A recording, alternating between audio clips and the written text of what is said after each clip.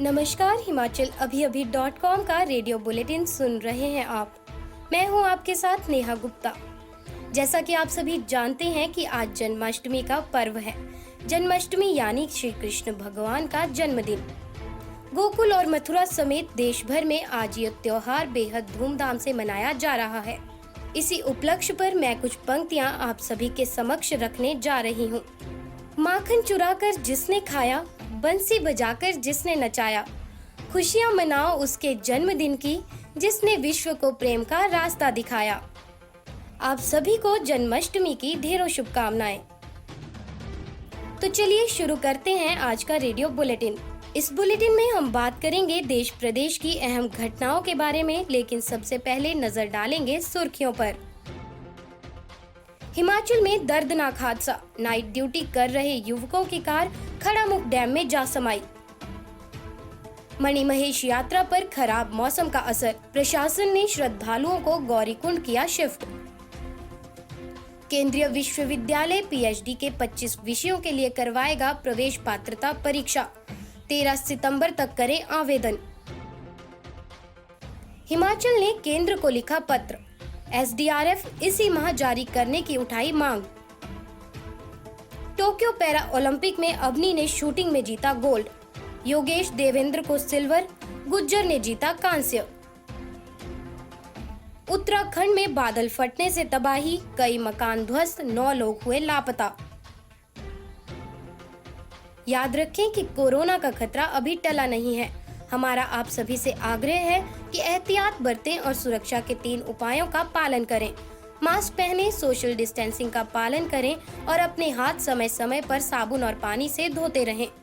देश भर में कोविड टीकाकरण अभियान चलाया जा रहा है। अपनी बारी आने पर कोरोना का टीका अवश्य लगवाएं। अब समाचार विस्तार से।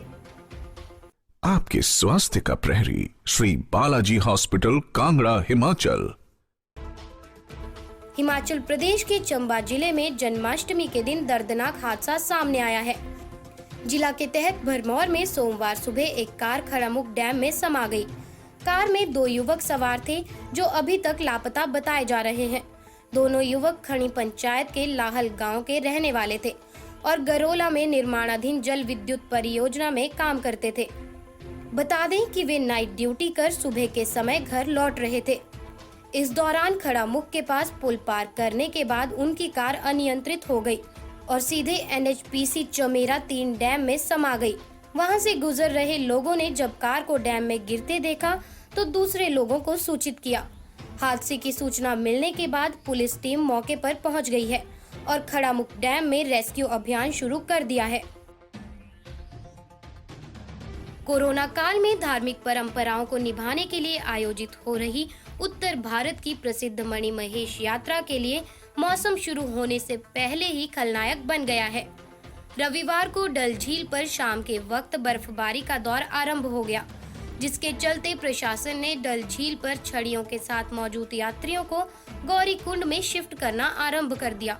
साथ ही यात्रियों को मौसम साफ होने पर ही डल झील की ओर जाने की अपील की है। मणिमहेश यात्रा का जन्माष्टमी पर्व पर होने वाले छोटे नहौन का आगाज रविवार रात 11:26 पर हो गया है।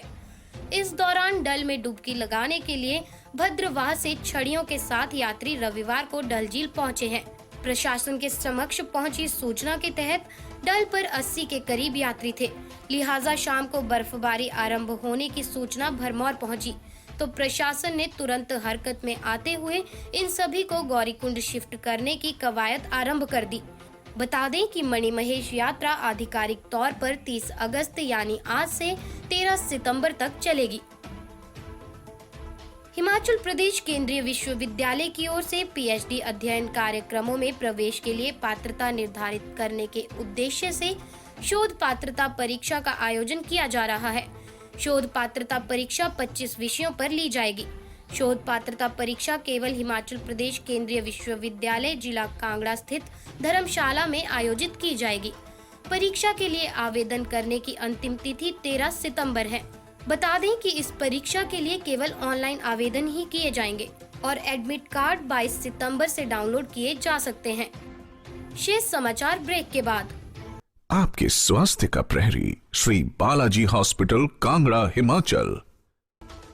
आपदाओं से घिरे हिमाचल ने केंद्र से जल्द राहत राशि जारी करने की मांग की है। इसको लेकर राज्य आपदा प्रबंधन ने केंद्र को एक पत्र लिखा है, जिसके अनुसार स्टेट डिजास्टर रिस्पांस फंड के तहत मिलने वाले 186 करोड़ की दूसरी किश्त जल्द जारी करने की मांग की गई है। हालांकि ये किश्त नवंबर में जारी होती है, लेकिन प्रदेश सरकार ने हिमाचल में आपदा से हुए नुकसान की भरपाई के लिए इस राशि को जल्द जारी करने की मांग की है। प्रदेश सरकार का कहना है कि पैसे की कमी के चलते यहां काम प्रभावित हो रहे हैं। वहीं दूसरी तरफ प्रदेश में मानसून की सक्रियता के चलते हर दिन प्राकृतिक आपदाएं घटती जा रही हैं और इससे नुकसान का आंकड़ा हर दिन बढ़ता जा रहा है। मौजूदा समय में ये आंकड़ा बढ़कर 927.88 करोड़ पहुंच गया है। इसी के चलते प्रदेश सरकार ने राहत एवं बचाव कार्यों के लिए नवंबर में जारी किए जाने वाले बजट को इसी माह जारी करने की मांग केंद्र सरकार के सामने रखी है। टोक्यो पैरा ओलंपिक खेलों में भारत की अवनी लेखरा ने सोमवार को 249.6 के विश्व रिकॉर्ड स्कोर के साथ महिलाओं की 10 मीटर एयर राइफल HS1 में देश के लिए पहला स्वर्ण पदक जीता है। पुरुषों की F56 डिस्क थ्रो स्पर्धा में भारत के योगेश कथुनिया ने रजत पदक जीता, जबकि पुरुषों की भाला फेंक स्पर्धा में देवेंद्र झाझरिया रजत पदक जीतने में सफल रहे हैं। सुंदर सिंह गुज्जर ने कांस्य पदक पर कब्जा किया है। बीता 5वां दिन भारत के लिए शानदार रहा है और 3 भारतीय एथलीट पदक जीतने में सफल हुए हैं। 19 वर्षीय अवनी को 2012 में एक कार दुर्घटना में रीढ़ की हड्डी में चोट लग गई थी। अवनी ने फाइनल के लिए 7वें स्थान पर क्वालिफाई किया था, लेकिन फाइनल में शानदार प्रयास के साथ शीर्ष पर पहुंच गई। इसी के साथ भारत ने टोक्यो पैरा ओलंपिक में 5वां पदक जीत लिया है। इससे पहले आज ही पुरुष डिस्क थ्रो F56 वर्ग में योगेश काथुनिया ने रजत पदक भी जीता था।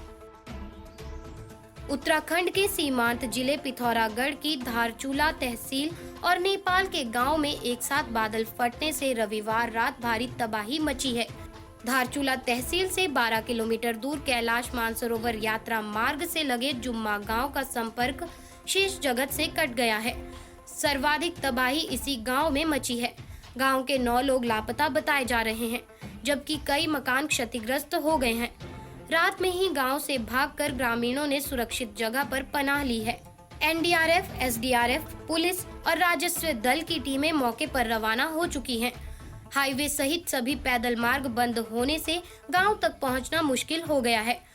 वहीं नेपाल के सिरबगड़ में बादल फटने से आए मलबे से काली नदी का प्रवाह रुक गया है, जिसके चलते धौली गंगा जल विद्युत परियोजना के प्रशासनिक कार्यालय और कॉलोनी तक काली नदी का पानी जमा हो गया है।